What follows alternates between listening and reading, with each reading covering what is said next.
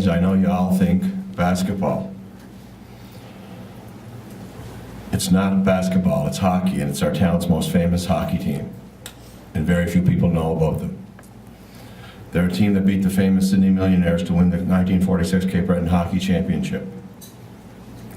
Now, when I was growing up, it was a big deal to beat Sydney. It didn't seem to matter how you did against the Bay or Sydney Mines. As long as you could beat Sydney, everybody was happy. Now, I can only imagine the party in this town after they upended the famed Sydney Millionaires in their own rink. Maybe it'd be more fun to be at the party in Waterford, or maybe to be, for a guy like me who was kind of a sadist, I would like to sit there and watch all the people come out of the Sydney Forum with the sad faces. Because that would really do me good. I'm still dealing with Sydney. I can't say it in Sydney though. But these guys didn't even have a rink. They had no rink. They played on an outdoor rink which is right here, between here and the KFC. It was called Pushies. I have pictures of it here, big high boards, and did all their practicing there. But they're on the ice all the time. They won a marathon game in the Sydney Forum, a game that took 93 minutes of overtime. 93 minutes besides the 60 minutes. They played a game and a half of extra time before legendary Leo Fahey potted the winner in the longest game in Canadian amateur history to that point.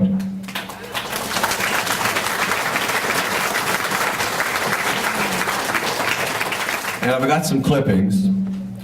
This here one says Strands on top in senior loop, January 27th of that year, so that's just the regular schedule. The Waterford Strands are still in first place in the Cape Breton Senior Hockey League. They prepare to have another week of schedule. Pacing the Strands in first place is the #1 line, made up of Leo Fahey, Melvin Gadd, and Doug Petrie. These guys were juniors. They were younger than the other guys at that time.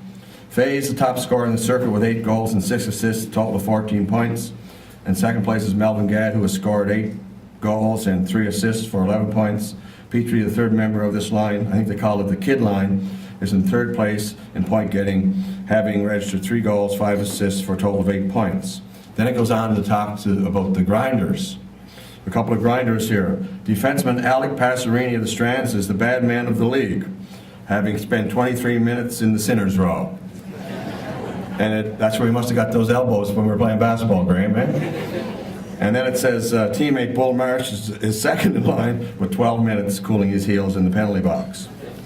And then I had to enlarge this. There was an article written by John White, and I have the original article. It was written in the Cape Breton Post, but it's all torn up and it's hard to read. But I think it's important that I read this article because I think this gives you an idea of what's going on and how important that series was to this town and to the guys that were playing it. Whenever I heard the word Waterford Strands, the first thing that comes to mind is basketball. Likewise for many of you too, I bet. After all, it's well known the fact that the Strands were Canadian intermediate basketball champs in 47-48. However, in 1945-46, another Strand squad made Waterford proud as well.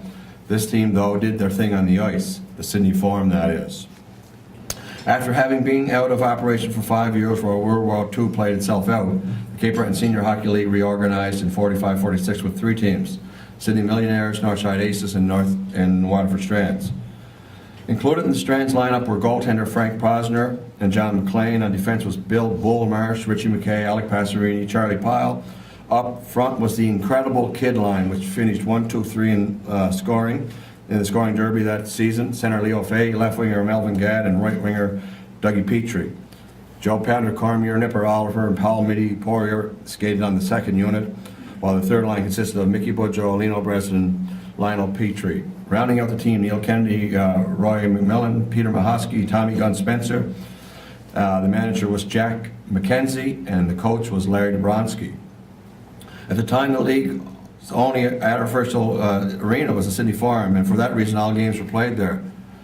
But the Strands felt right at home at the Forum, so much so that following their opening 1-0 loss on the opening of the league, they never lost again during the regular season play. As a result, Waterford captured first place honors. In the meantime, Sydney, you can imagine the famed Sydney Millionaires finishing second, and the Northside team wound up in the basement. Mark? and out of the playoffs. The stage was set for a Waterford Sydney best of three. At stake was the Cape Breton senior crown. The opening game was a seesaw battle right from the get-go. Sydney got on the board first, then Doug Petrie potted a pair to give the Strands the lead. The Millionaires replied with a couple to go ahead 3-2 before, who else? Leo Fahey tied it up. Early in the third stanza, the Mills regained the lead, but with time running out in the Waterford's Mickey Boudreau scored to force overtime. So the first game's gone to overtime already. Unfortunately, for our perspective, Sydney popped one early and won 5-4. So now they're down 1-0 and with 2 games to go on the other team's ice surface. So you got the picture. Game 2 was another cliffhanger. First period goals by Gadd and Fahey sparked the locals to a 2-0 lead. It stayed that way until 8:20 mark of the final frame when Sydney narrowed the margin 2-1. Not surprisingly, the Mills proceeded to storm the net in search of the equalizer, peppering goaltender Frank Prozner with all they had to do, but no avail. The series is now knotted at a game apiece. The final match had close to 5,000 spectators. It was even more dramatic than the previous 2. Following a scoreless first period, both teams exchanged goals in the second. Midway through the third, Cormier made it 2-1 at the time 14-18 mark. Fahey increased the lead to 3-1. It looked like the Strands were going to go home winner. However, with under 2 minutes in regulation time, Fahey was handed a minor penalty. That sounds like home cooking, eh? Referee, put our guy in the box. Our best player goes to the box. And wouldn't you know it, the Millionaires tallied twice on the power play to tie the game. Because after those games, if you went in the penalty box, you stayed there, I think, until your time was up. You don't come on after a goal. So that was well orchestrated. The first overtime was a full 10-minute affair, and so it wasn't sudden death, the first one. So New Waterford, so Doug Petrie made it 4-3, but then they ran into penalty problems again. Imagine. And the Mills tied it up. Finally, after 93 minutes of overtime, Leo Fahey scored the winner. All of which meant for the first time and only time in the history of Cape Breton Senior Hockey League, and the Waterford team was league champs. Let's give them a big hand.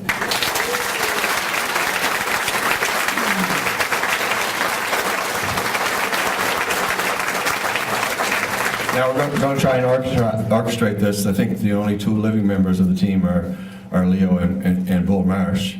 And so Leo's here. I'm going to ask Leo to come up. But we have 3 or 4 families that are represented here. I know the Olivers are represented. I know the Micholskys are represented. And I know the Passerinis are represented. So, and if there's anybody else I'm missing, let me know. But if one representative, or even more, I don't care how many, come up with Leo to accept this plaque, please, from each family.